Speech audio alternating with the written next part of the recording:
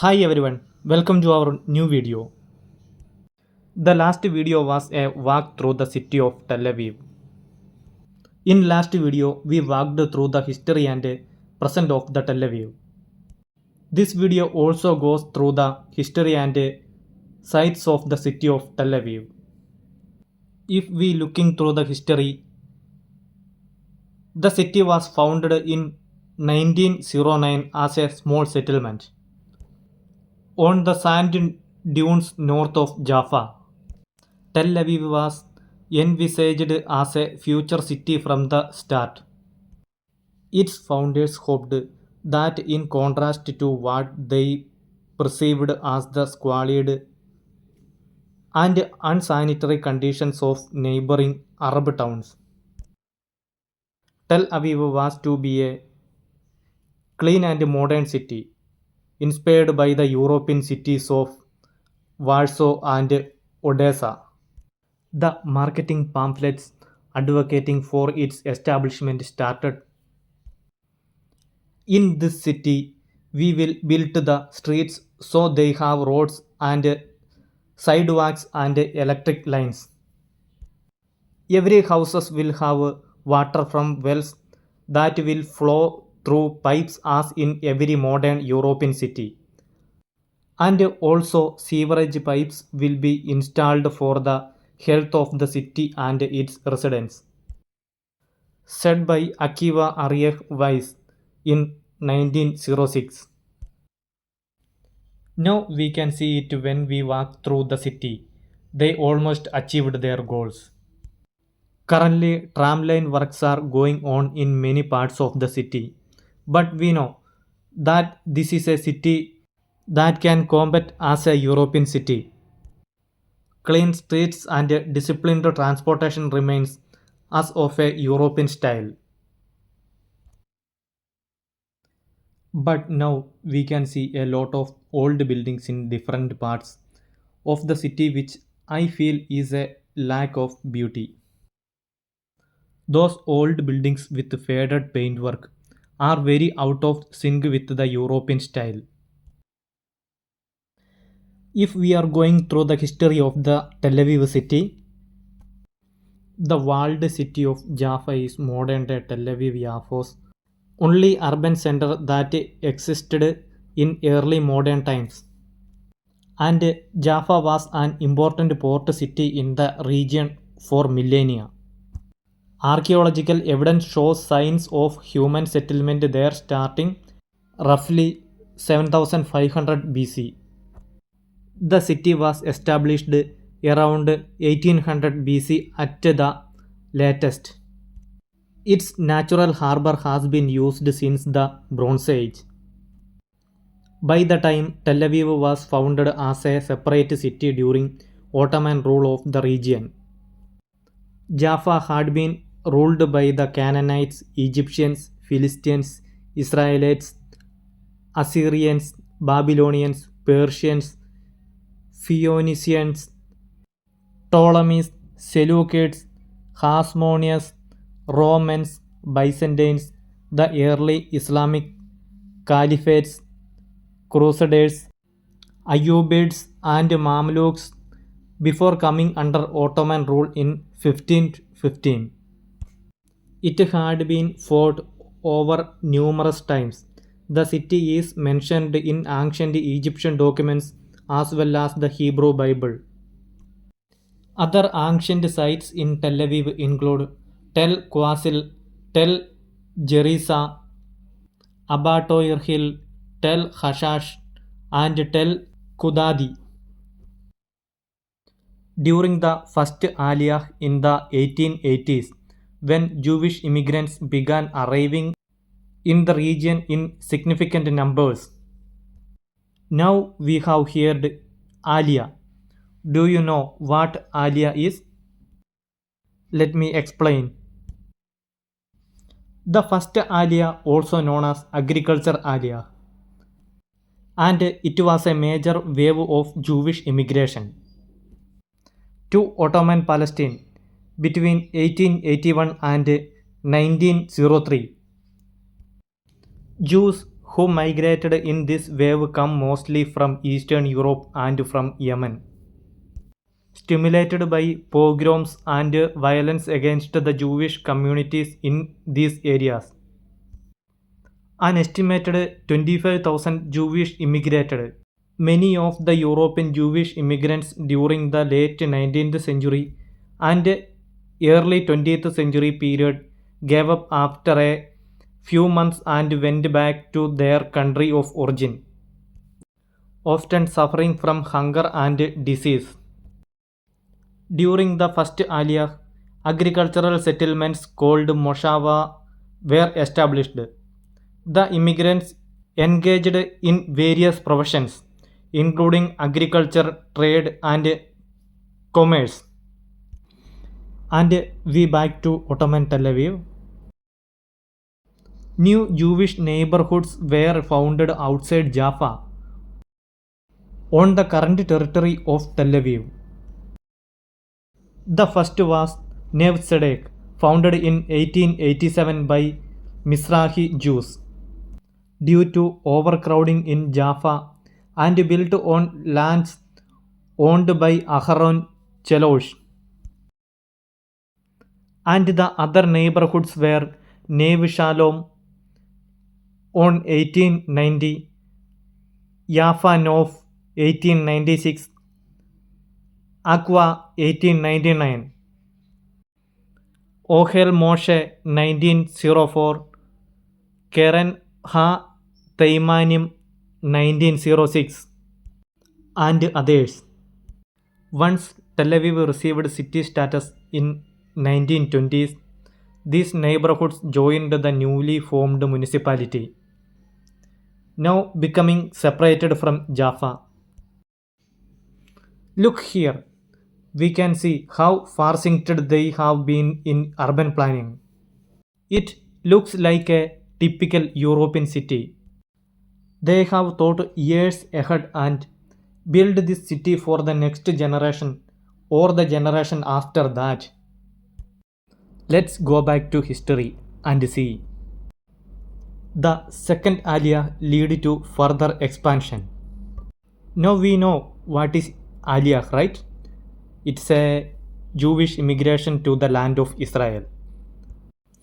In 1906, a group of Jews, among them residents of Jaffa, followed the initiative of Akiva Ariach and banded together to form the Ahuzat Beit Society.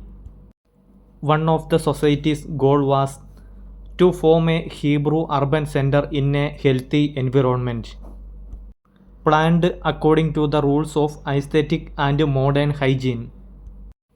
The urban planning for the new city was influenced by the Garden City movement. The Garden City movement was a 20th century urban planning movement promoting satellite communities surrounding the central city and separated with green belts. These Garden City would contain proportionate areas of residence, industry, and agriculture.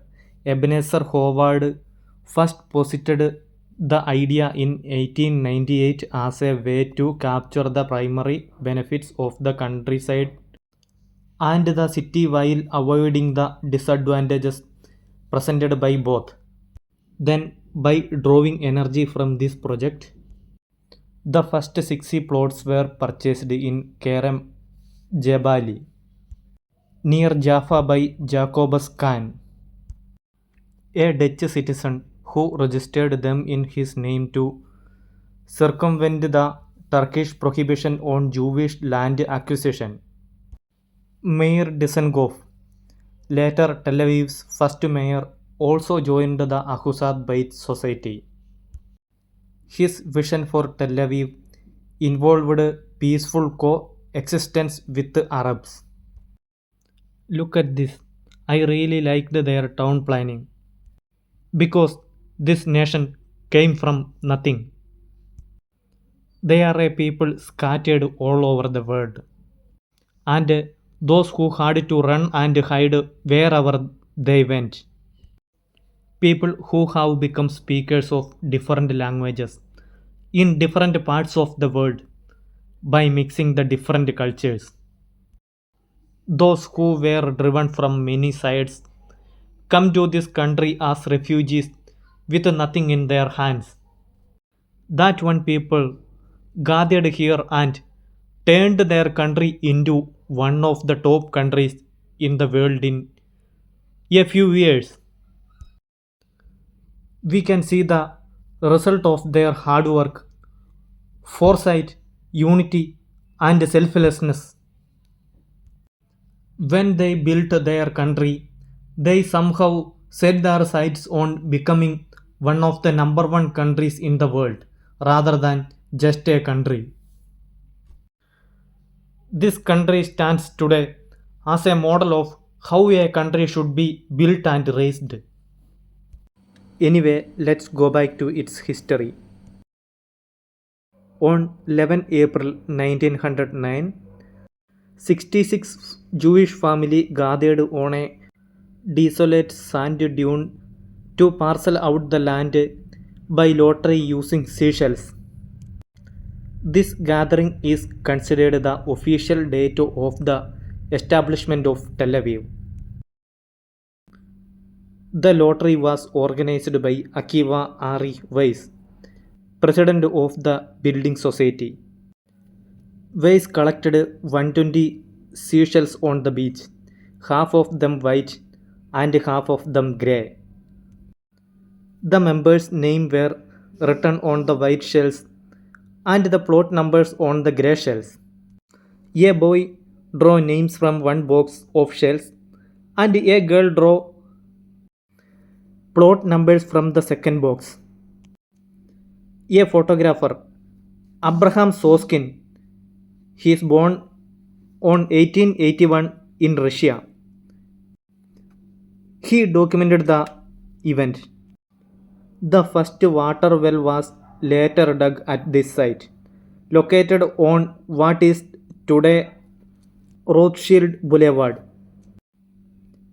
Across from Dizengoff House, within a year, Herzl, Ahad Ham, Yehuda Halevi, Lilienblum, and Rothschild streets were built. A water system were installed, and 66 houses, including some on 6 subdivided plots, were completed.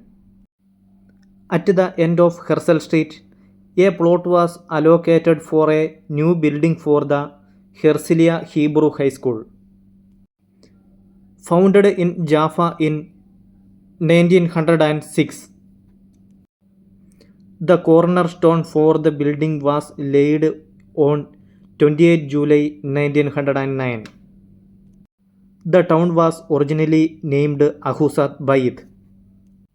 On 21st May 1910, the name Tel Aviv was adopted.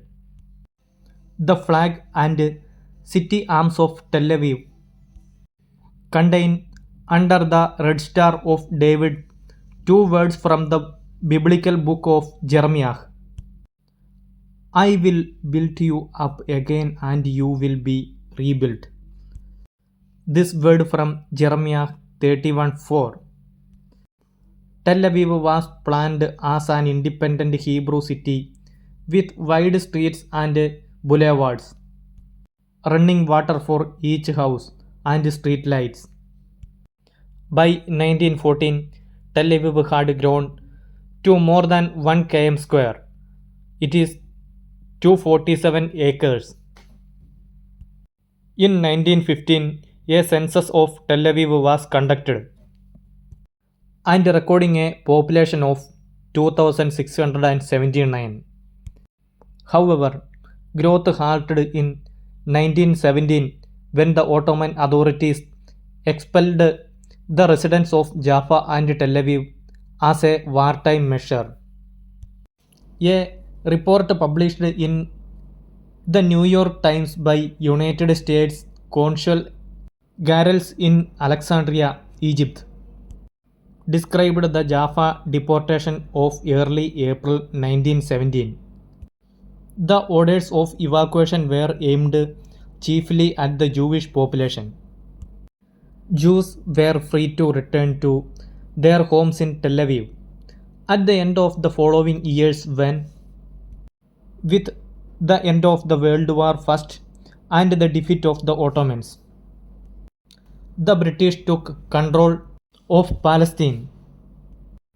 The Tel Aviv town had rapidly become an attraction to immigrants, and a local activist writing, the immigrants were attracted to Tel Aviv because they found in it all the comforts they were used to in Europe: electric light, water, a little cleanliness, cinema, opera, theatre, and also more or less advanced schools, busy streets, full restaurants, cafes open until 2 a.m., singing, music, and dancing.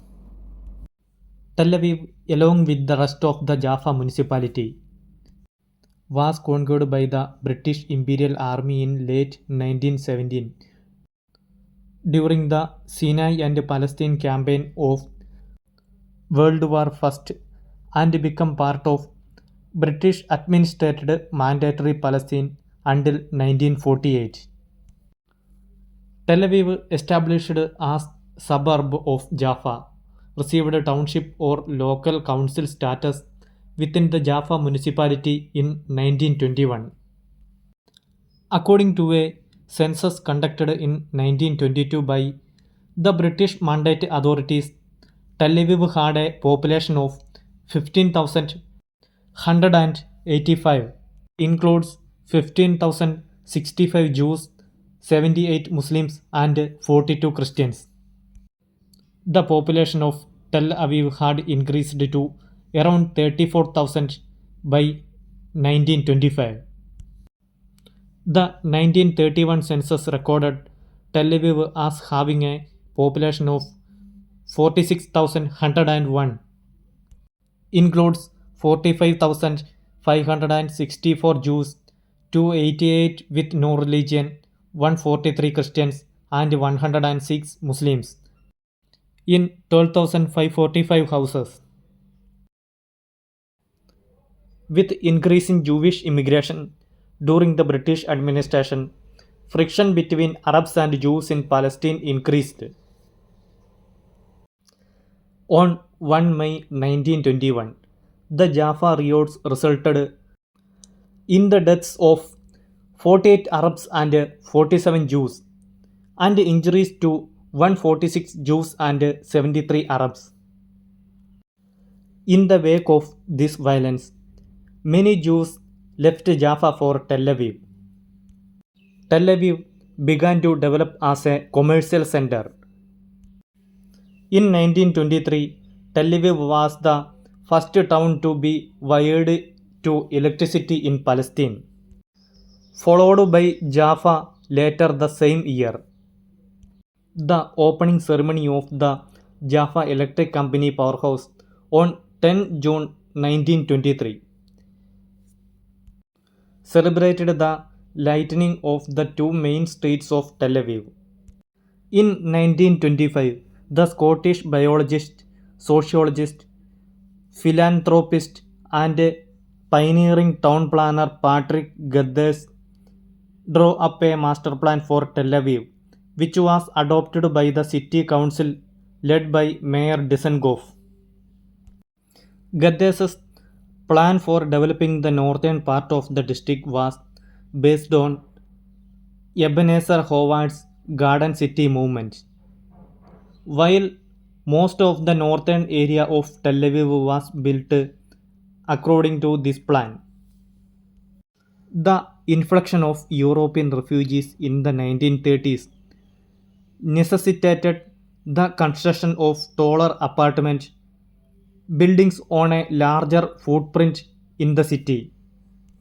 The Ben Gurion House was built in 1930-31, part of a new workers' housing development. At the same time, Jewish cultural life was given a boost by the establishment of the Ohel Theatre and the decision of Habima Theatre to make Tel Aviv its permanent base in 1931. In 1934, Tel Aviv was gathered the status of an independent municipality separate from Jaffa. The Jewish population rose dramatically during the Fifth Aliyah after the Nazis came to power in Germany. Many new Jewish immigrants to Palestine disembarked in Jaffa and remained in Tel Aviv, turning the city into a center of urban life. Friction during the 1936-39 Arab Revolt led to the opening of a local Jewish port, Tel Aviv Port, independent of Jaffa in 1938. It closed on 25 October 1965. Lidda Airport, later Ben Gurion Airport, and Sde Dov Airport opened between 1937 and 1938. According to the Jewish Virtual Library, the Jewish population of Tel Aviv had risen to 1.5 lakh by 1937, compared to Jaffa's mainly Arab 69,000 residents, and by 1939 rose to 1,60,000, which was over a third of Palestine's total Jewish population. The village statistics of 1938 listed Tel Aviv's population as 1,40,000, all Jews. Some of the buildings in many parts of the city can be seen as very old, even if they were built in 1930s and 40s. Even if it looks less beautiful to us today, it has the history of times to tell. These are the buildings to tell the history of this city. Tel Aviv is a city that came out of nothing, just as the state of Israel came into being. Some people walking through the city of Tel Aviv today know nothing of its history, so they may cringe at the sight of the old buildings. But they will be amazed by the history. These old buildings are now slowly undergoing change. The history that this relatively new city of Tel Aviv has to tell surprises us the most. Then thousands of years of history await us all over Israel, and I invite everyone to join me in those sites. Don't forget to subscribe to the channel to come with me to those histories. Thank you.